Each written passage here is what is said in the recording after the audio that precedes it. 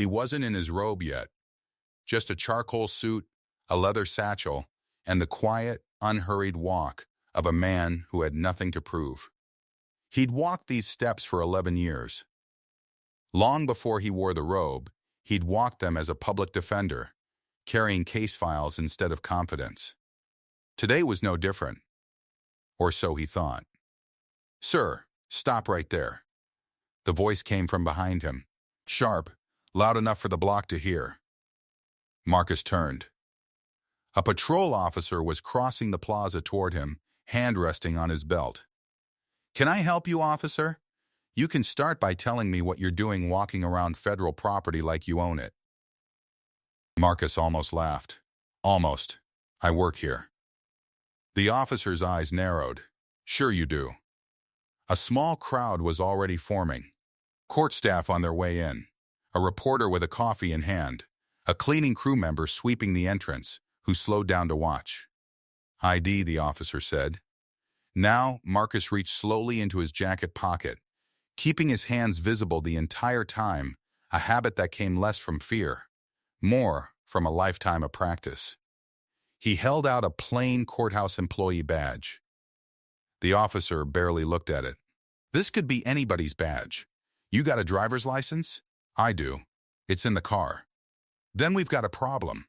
A woman nearby, young, in scrubs, on her way to jury duty, pulled out her phone and started recording. "Officer, he said he works here," she said. "Ma'am, step back. This doesn't concern you." Marcus stayed still, his voice even. "Officer, I'm a federal judge. I sit in courtroom 4B. If you'd like to verify that, court security is right through those doors." The officer smirked. "A judge who parks his own car and doesn't have a badge that means anything? Try again. Turn around. Hands behind your back." The words landed like a slap across the plaza. The woman in scrubs gasped. The cleaning crew member stopped sweeping entirely. "Officer, I'd strongly advise against this," Marcus said, still calm, still composed. "You are making a mistake that will be very easy to verify and very hard to undo." "Turn around," the officer repeated, stepping closer. "Last time I'm asking." Marcus turned around. The cuffs clicked shut around his wrists, cold, tight, deliberate. "You have the right to remain silent," the officer began, reciting the words like a man enjoying the sound of his own voice. "I know my rights, officer," Marcus said quietly. "Better than most people who've ever said them to me." A second officer jogged up from across the street, radio crackling. "Cole, what do we got?" "Trespassing, non-compliance, possible false ID." Marcus said nothing else. He simply looked at the courthouse doors and waited. The woman in scrubs was still recording, hands trembling slightly. "This is insane," she muttered. "He didn't do anything." A second bystander, an older man in a suit heading into the building, stopped cold. "Wait, is that Judge Whitfield?" Nobody answered him. The officer, whose nameplate read D. Cole, was already walking Marcus toward the patrol car. "Sit down," Cole said, guiding him by the cuffed arms. Before he sat, Marcus spoke, calm as ever. "Officer Cole, before this goes any further, I'd like you to call your watch commander. Tell them you have Judge Marcus Whitfield in custody outside the federal courthouse. They'll want to know before this becomes bigger than either of us." Cole scoffed. "You think a fake name's gonna scare me?" "It's not fake," Marcus said. "But you go ahead and check."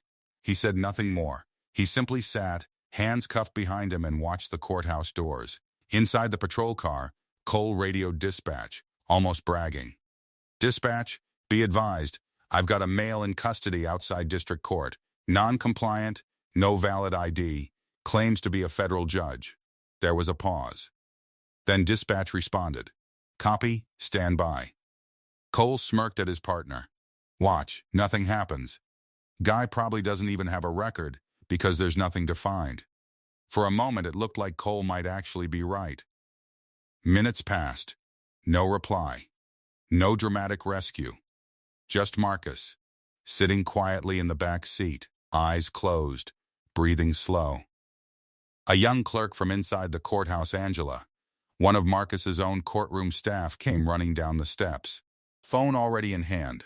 Officer, "Officer, that's Judge Whitfield. He's supposed to be on the bench in 20 minutes. Cole barely turned his head. "Ma'am, step back. You don't understand. Call the courthouse marshal's office right now." Cole ignored her. Small victory, bigger mistake.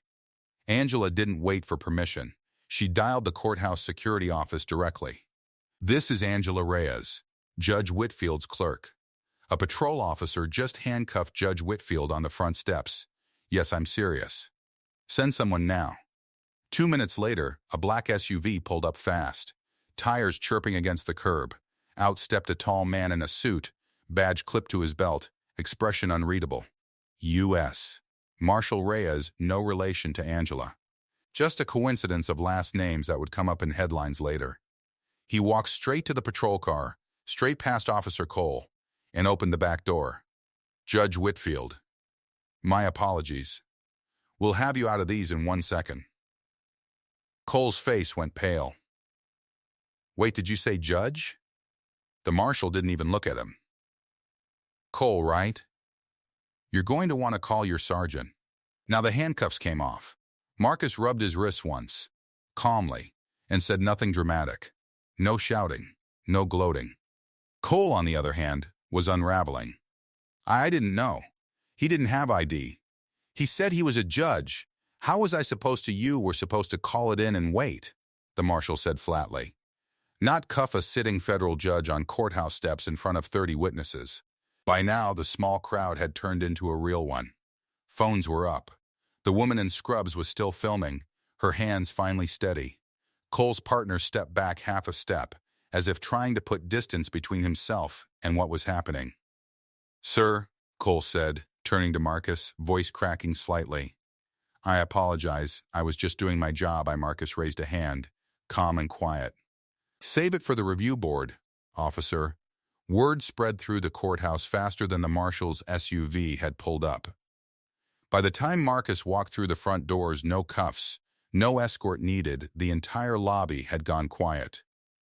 The court reporter who'd witnessed it all was already typing. Inside, the chief judge of the district was waiting, arms crossed, expression tight. "Marcus," I just heard. "Are you all right?" "I'm fine," Marcus said.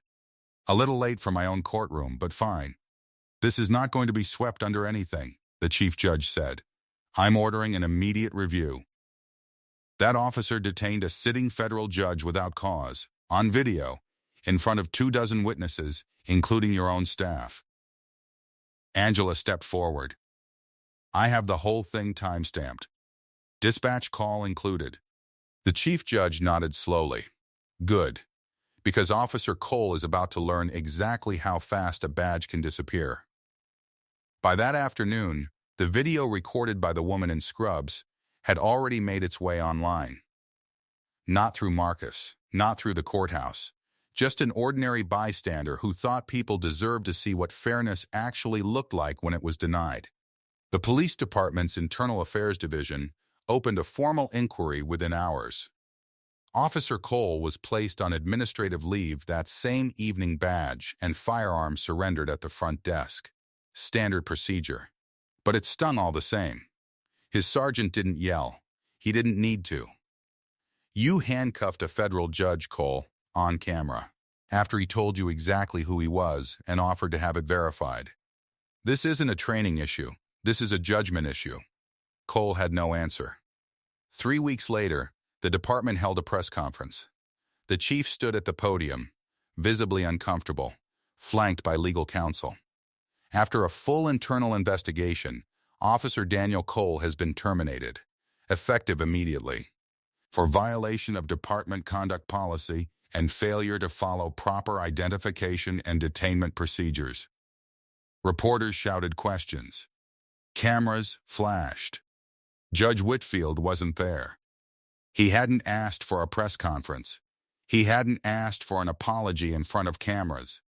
He'd simply gone back to work the next morning, robe on, gavel in hand, presiding over his docket like nothing unusual had happened at all, because for him, in a different way, it had happened before. Just never with a happy ending like this one. That evening, Marcus sat on his porch with his wife Renee, a glass of iced tea sweating on the railing beside him. "You're not even angry," she said, watching him. "I was," he admitted. "For about 30 seconds. Then I remembered anger doesn't win these. Patience does. Proof does." Angela had texted him earlier. "Sir, the video's at 2 million views. People are calling it the calmest man in America." He'd smiled at that just a little and put the phone down. Renee reached over and took his hand. "Your father used to say something like that, about proof outlasting anger."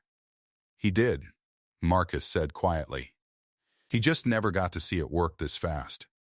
Months later, at a community event honoring local leaders, a young law student asked Marcus what he wanted people to take from that morning outside the courthouse.